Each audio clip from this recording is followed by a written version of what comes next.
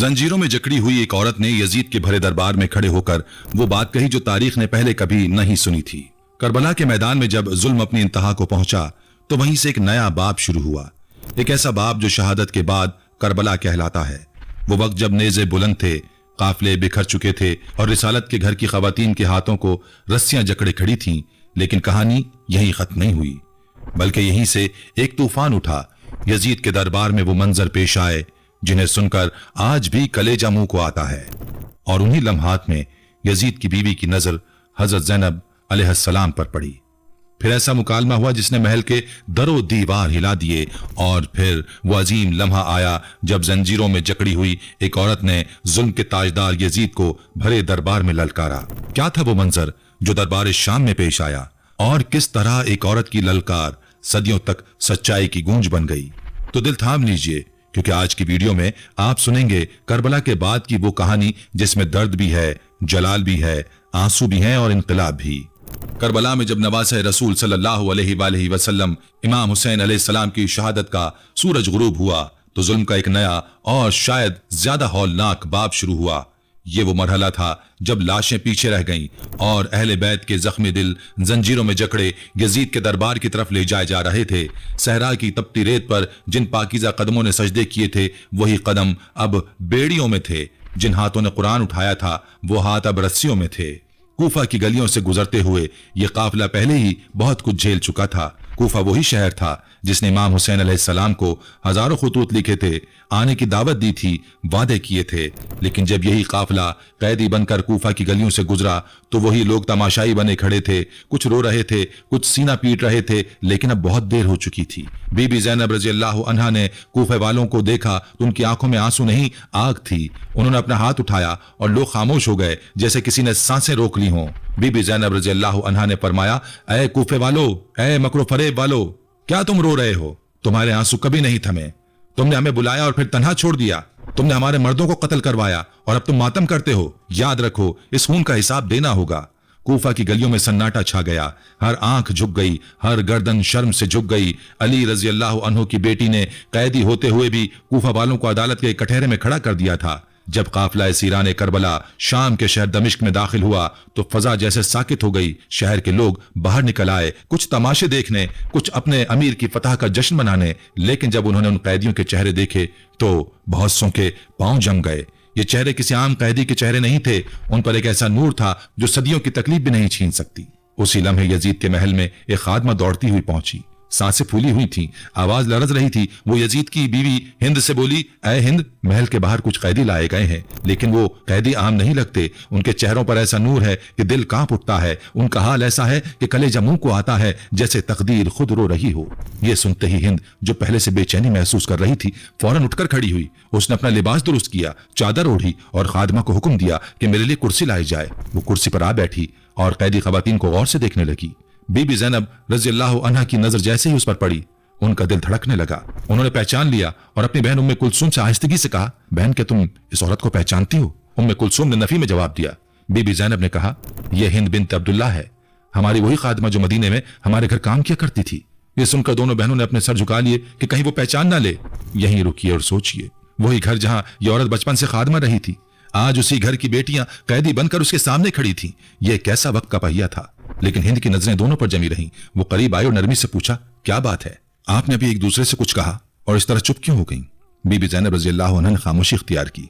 हिंद ने सवाल दोहराया, आप कौन हैं और कहां से आई हैं?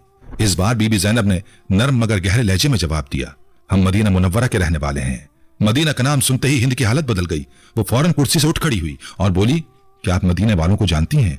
क्या आप मेरे आका, मेरे मौला अली, इमाम हुसैन, इमाम हसन और बीबी फातिमा के घर वालों के बारे में कुछ जानती हैं? मैं उस घर की वफादार खादमा रही हूं। मुझे उनसे बेपनाह मोहब्बत है, खास तौर पर बीबी ज़ैनब से। मैं उनके बचपन की खादमा हूं। बीबी ज़ैनब की आंखों में आंसू बहने लगे। उन्होंने धीमे लहजे में पूछा, तुम उस घर के किन अफराद को जानती हो? हिंद आजिज़ाना होकर बोली, मैं दरो दीवार को जानती हूँ, उनके सजदों को, उनकी अजानों को, उनके नूरानी चेहरों को, उनके छोटे कदमों को जो हरम नबवी के आंगन में दौड़ते थे। फिर उसने लरसते हुए सवाल किया, बीबी मुझे बताएं, मेरे आका हुसैन कहाँ है? उनकी औलाद, उनकी बेटियां? बीबी ज़ैनब वो कहाँ है? बीबी ज़ैनब ने उसकी आंखों में देखा। वो लम्हा तारीख का सबसे भारी लम्हा था। और फिर उन्होंने वो अल्फाज कहे जिनसे पत्थर भी पिघल जाए। तूने हजरत अली रज़ियल्लाहु अन्हु के घर वालों का हाल पूछा? ہم وہ گھر چھوڑ آئے ہیں۔ تو نے امام حسین کے بارے میں پوچھا؟ یہ جو سر تمہارے شوہر کے سامنے رکھا ہے یہ تیرے آقا حسین کا سر ہے۔ تم نے اولاد علی کی بات کی۔ تو عباس، قاسم، علی اکبر سب کو ہم کربلا کے میدان میں چھوڑا ہے، پیاسے، لاشیں، بے کفن۔ تم نے امام حسین کی نسل کے بارے میں پوچھا تو صرف ایک بیٹا بچا ہے، علی بن حسین، جو بیماری کے باعث نڈھال ہے اور قید میں ہے۔ تم نے بی بی زینب کو پوچھا تو اے ہند، میں ہی زینب ہوں۔ یہ سنتے ہی ہند کے منہ سے چیخ نکلی، اس کا جسم کانپنے لگا، اس نے اپنے چہرے پر چادر ماری اور زمین پر گر پڑی، روتے روتے بولی، ہائے میرے مولا حسین، کاش میں اندھی ہو جاؤں اور رسول کی بیٹیوں کی حالت میں نہ دیکھتی۔ پھر اس نے پتھر اٹھایا اور اپنے سر پیٹنے لگی، حتیٰ کہ اس کا چہرہ خون سے بھر گیا اور وہ بے ہوش ہو کر گر گئی۔ جب ہوش آیا تو بی بی زینب نے اس کے قریب آ کر کہا، اے ہند، تم اٹھو اور اپنے گھر چلی جاؤ، تمہارا شوہر ایک ظالم ہے، ہم اپنے دکھ سہیں گے، ہم نہیں چاہتے کہ ہماری وجہ سے تمہارا بھی سکون اجڑ جائے۔ ہند نے آنکھوں میں آنسو اور لہجے میں درد لی جواب دیا، بی بی مجھے حسین سے زیادہ کوئی عزیز نہیں، میری دنیا اجڑ چکی ہے، میں اب صرف روتے ہوئے زندہ رہوں گی۔ اے میری آقا زادیوں، آپ سب میرے گھر آئیں ورنہ میں آپ کے ساتھ یہیں بیٹھ جاؤں گی اور کبھی واپس نہیں جاؤں گی۔ یہ کہہ کر ہند اٹھی، چادر سنبھالی، منہ پیٹتے ننگے پاؤں یزید کے دربار کی طرف چل پڑی۔ اس وقت یزید کچھ بیرونی مہمانوں کے ساتھ دربار میں بیٹھا تھا۔ جب ہند دربار میں پہنچی تو اس کا چہرہ خون آلود تھا، کپڑے بکھرے ہوئے تھے، آنکھیں اشک بار، بھرے دربار میں سناٹا چھا گیا۔ یزید حیرت سے اپنی بیوی کی حالت کو دیکھتا رہ گیا۔ وہ لرزتی ہوئی آواز میں چلائی، کیا تم نے یہ حکم دیا تھا کہ میرے آقا نواسہ رسول جناب امام حسین کا سر نیزے پر بلند کیا جائے؟ کیا تم نے ان کی بیٹیوں، بہنوں اور پاک باز عورتوں کو بازاروں میں گھمایا، ان کی چادریں چھین لیں؟ کیا تجھے علم بھی ہے کہ تم نے کس خاندان کو قید کیا؟ یزید گھبرا کر اٹھ کھڑا ہوا، وہ جانتا تھا کہ یہ بات اب محل کی دیواروں میں نہیں رکے گی۔ اس نے آگے بڑھ کر ہند کے سر پر چادر ڈالنے کی کوشش کی اور فریب بھری زبان میں بولا، ہاں میں نے حکم دیا تھا لیکن ابن زیاد نے جلدی سے کام کیا، میں تو چاہتا تھا کہ معاملہ صلح سے حل ہو جائے۔ لیکن ہند اب وہ خاموش خادمہ نہ تھی، نہ ہی محل کی ایک فرما بردار عورت، بلکہ اب وہ ایک جاگتی ہوئی غیرت تھی، ایک فریاد بنت فاطمہ کی حمایت میں۔ اس نے چادر سنبھالی اور یزید کو دو ٹوک الفاظ میں جھنجھوڑ کر کہا، اے یزید، خدا تجھے برباد کرے، خدا تجھے تباہ کرے۔ تو نے مجھے اپنی بیوی کو ننگے سر دیکھا تو تیری غیرت جاگ اٹھی اور تو نے میرے سر پر چادر ڈال دی، لیکن جب تو نے نبی کی نواسیاں، فاطمہ کی بیٹیاں، علی کی بیٹیاں، زینب اور کلثوم کو مدینہ سے کوفہ اور کوفہ سے شام تک ننگے سر گھمایا تو تیری غیرت کہاں مر گئی تھی؟ بازاروں میں، گلیوں میں، درباروں میں تو نے انہیں نامحرموں کے سامنے پیش کیا اور آج مجھے دیکھ کر تیری آنکھیں جھکنے لگی۔ لعنت ہو تجھ پر۔ ہند کے الفاظ آندھی بن چکے تھے اور پورا دربار خاموش تماشائی تھا۔ یہیں رکیے اور محسوس کیجئے یزید کے اپنے گھر میں اس کی اپنی بیوی اس نے بھرے دربار میں للکار دیا۔ جس خاندان کو مٹانے کی کوشش کی تھی اسی خاندان کی محبت اب اس کے اپنے محل کو لرزا رہی تھی۔ ہند کی یہ چیخیں، اس کی یہ فرواد، اس کی یہ فریاد ایسی تھی کہ صرف یزید تک نہ رہیں بلکہ اس محل کی دوسری عورتوں تک بھی پہنچ گئیں۔ یزید کی دوسری بیویاں، لونڈیاں، خادمائیں سب یہ منظر دیکھ کر پھوٹ پھوٹ کر روتیں، چیخنے لگیں، ہائے مظلوم حسین، ہائے بی بی زینب، ہائے محمد کی بیٹیاں۔ پورا محل نوحہ خانہ بن گیا۔ یزید کے دربار میں ماتم کی آوازیں بلند ہونے لگیں، چیخ و پکار، آہوزاری، ایسا منظر جس نے شام کے اموی دربار کو لرزا کر رکھ دیا۔ اور پھر وہ لمحہ آیا، وہ سب سے بڑا لمحہ جس کا ذکر تاریخ نے اپنے سینے میں محفوظ رکھا۔ کربلا ختم ہو چکا تھا لیکن جو آغاز ہونے جا رہا تھا وہ تاریخ کا سب سے زلزلہ خیز لمحہ تھا۔ خون سے لتھڑا قافلہ رسول کے نواسے کا، سر نیزے پر عصمت کی چادر چھینی جا چکی تھی۔ خواتین اہل بیت سر برہنہ اور قافلہ یزیدیوں کے دربار میں کھڑا تھا۔ وہاں یزید کی مسند سجی ہوئی تھی اور اسی دربار میں بی بی زینب کی نگاہ امام حسین کے خون آلود سر مبارک پر پڑی تو آنکھیں نم ہو گئیں، دل کٹ گیا اور ایک ایسی فریاد بلند ہوئی کہ کائنات بھی تڑپ اٹھی۔ اے حسین، اے محبوب خدا، اے مکہ و مدینہ کے بیٹے، اے فاطمۃ الزہرا کے لال، اے مصطفیٰ کے نواسے۔ راوی کہتا ہے، خدا کی قسم بی بی زینب رضی اللہ عنہ کی آواز نے دربار میں بیٹھے سب لوگوں کو رلا دیا۔ یزید اسی طرح خاموش تھا جیسے سانپ سونگ گیا ہو، لیکن ظلم کی انتہا بھی باقی تھی۔ یزید نے خیزران کی لکڑی منگوائی اور اسی چھڑی سے نواسے رسول کے لبوں اور دندان مبارک پر مارنے لگا۔ دربار میں موجود صحابی رسول ابو برزہ اسلمی برداشت نہ کر سکے، وہ یزید کو جھنجھوڑتے ہوئے پکار اٹھے، اے یزید، کیا تو اس چھڑی سے فاطمہ کے بیٹے کے دندان مبارک پر مار رہا ہے؟ میں نے خود اپنی آنکھوں سے دیکھا ہے کہ آپ علیہ الصلوۃ والسلام ان ہونٹوں کو چومتے تھے اور فرمایا کرتے تھے، یہ دونوں جنت کے سردار ہیں، جو انہیں قتل کرے گا خدا اس پر لعنت کرے اور جہنم اس کا ٹھکانہ بنائے۔ یزید غصے سے چلا اٹھا اور صحابی رسول صلی اللہ علیہ وآلہ وسلم کو دربار سے نکلوا دیا۔ اب یزید کی حرکتوں پر خاموشی ممکن نہ تھی۔ اب علی کی بیٹی فاطمہ کی ہم شکل زینب بنت علی کھڑی ہوئیں، سر پر چادر نہ تھی، بدن پر قید و بند کی زنجیریں تھیں، لیکن زبان پر حق کا سنامی تھا۔ بی بی زینب رضی اللہ عنہ نے خطبہ شروع کیا، ایسے کلمات جن سے تاریخ کے سینے میں زلزلہ آ گیا۔ سب تعریفیں اس خدا کے لیے جو کائنات کا پروردگار ہے، اور رحمت نازل ہوں پیغمبر اکرم صلی اللہ علیہ وآلہ وسلم پر اور ان کی پاکیزہ اہل بیت پر۔ फिर लम्हा बलम्हा हजरत ज़ैनब रज़ी अल्लाह अन्हा का जलाल और लहजा बुलंद होता चला गया। ऐ यजीद, क्या तू ये समझता था कि तूने हमें रस्सियों में जकड़कर दरबदर फिराया और हम जलील हो गए?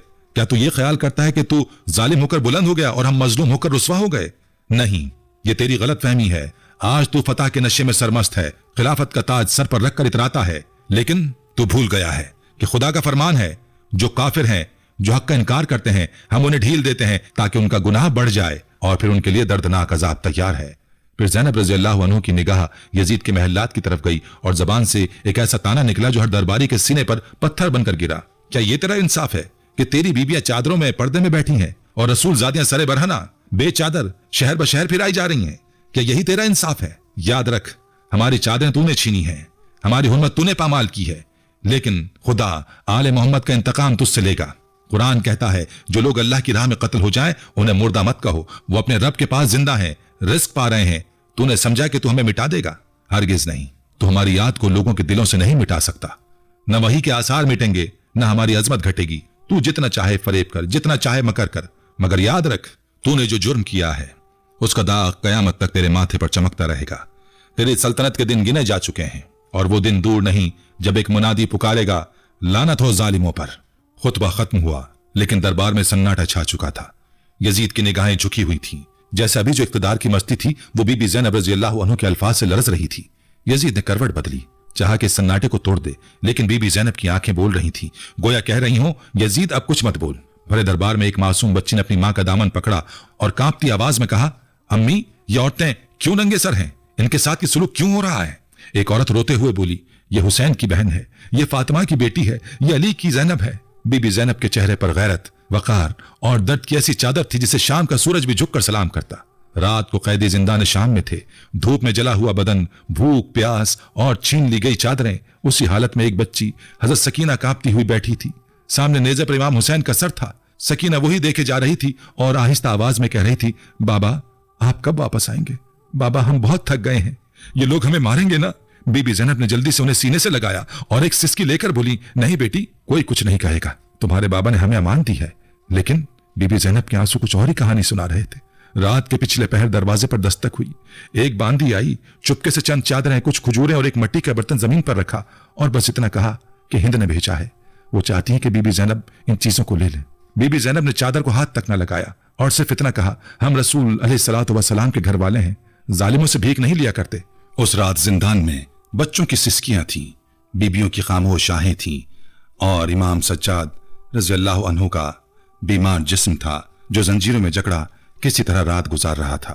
बीबी ज़ैनब रज़ी अल्लाह अन्हा रात भर जागती रहीं, कभी किसी बच्चे को चुप कराती, कभी किसी को पानी देती, कभी इमाम सज्जाद की जंजीरों को हल्का करने की कोशिश करती। बाहर पहरेदारों के कदमों की आवाज आती तो वो बच्चों को और करीब खींच लेती। उस रात जो सब्र उन्होंने दिखाया वो किसी पहाड़ का सब्र ना था, ये उस औरत का सब्र था जिसे अल्लाह ने खास तौर पर उस आजमाइश के लिए चुना था। उसी रात बीबी ज़ैनब ने अपनी भांजी सकीना से कहा, बेटी जब सुबह होगी और यजीद का दरबार लगेगा तो तुम मेरे करीब रहना और डरना नहीं। तुम्हारे बाबा ने हमें हिम्मत दी है, उनका खून रायगा नहीं जाएगा। आज के बाद दुनिया जानेगी कि करबला क्या था। अगले दिन यजीद ने दरबार में सबको जमा किया। मुख्तलिफ मुल्क के सफीर, दरबारी और सरदार मौजूद थे।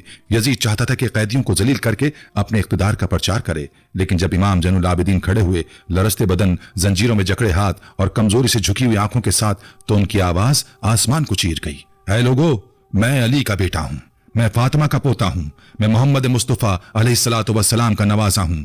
दरो दीवार हिल गए, बाज दरबारियों के हाथों से कासे गिर गए, कुछ लोगों की दाढ़ियां भीग गईं, यजीद के चेहरे का रंग जर्द हो गया और इमाम ज़ैनुल आबिदीन ने वो जुमला कहा जो तारीख ने अपने सीने में महफूज कर लिया, ऐ यजीद, तू समझता है कि फतह पाली? नहीं, हम तो वो हैं जिन्हें शहादत विरासत में मिली है। चंद दिन बाद यजीद ने अहले बैत को रिहा करने का ऐलान किया। कुछ कहते हैं कि यह अवामी दबाव था, कुछ कहते हैं कि बीबी ज़ैनब के खुतबे का असर था। यजीद की जबान पर अजीब व गरीब जुमले थे। इब्ने ज़ियाद ने कत्ल में जल्दी की, मैं हुसैन को कत्ल नहीं करना चाहता था, लेकिन बीबी ज़ैनब खामोश थी, उनकी खामोशी चीख रही थी। यजीद जो कुछ किया है वो तारीख के सीने पर नक्श हो चुका है। काफिला जब मदीने वापस पहुंचा तो लोगों का हुजूम था। एक तरफ पुराने खादिम रो रहे थे, दूसरी तरफ मदीना की औरतें सदमे में थीं। बीबी ज़ैनब रज़ी अल्लाह अन्हा सीधी नाना रसूल सल्लल्लाहु अलैहि वसल्लम के रोजे पर गईं, दरवाजे पर पहुंचकर सर झुकाया और बस इतना कहा, नाना जान, हम आपका दीन बचाने निकले थे मगर सब कुछ गंवा बैठे। فضا ساکت ہو گئی. رسول علیہ الصلوۃ والسلام کی مسجد میں رونے کی آوازیں گونجنے لگیں. قافلہ جیسے ہی مدینہ کے باہر پہنچا لوگوں کو خبر دی گئی آل محمد واپس آ چکے ہیں. لیکن امام حسین کے بغیر مدینہ کے بزرگ، عورتیں، بچے سب ننگے پاؤں دوڑتے باہر نکلے. درختوں کے سائے کانپنے لگے، ہواؤں نے اپنے جھونکے روک لیے اور فضا میں صرف ایک آواز گونج رہی تھی، اے حسین، اے زینب. بی بی زینب رضی اللہ عنہا نے جیسے ہی مدینہ کی فضا میں قدم رکھا، پہلا قدم زمین پر پڑا تو وہ زمین رو دی. باہر لوگوں کا ہجوم تھا اور اندر بی بی زینب تنہا تھی. لیکن اس تنہائی میں جو فریاد تھی وہ وقت کی دیواروں پر نقش ہو گئی.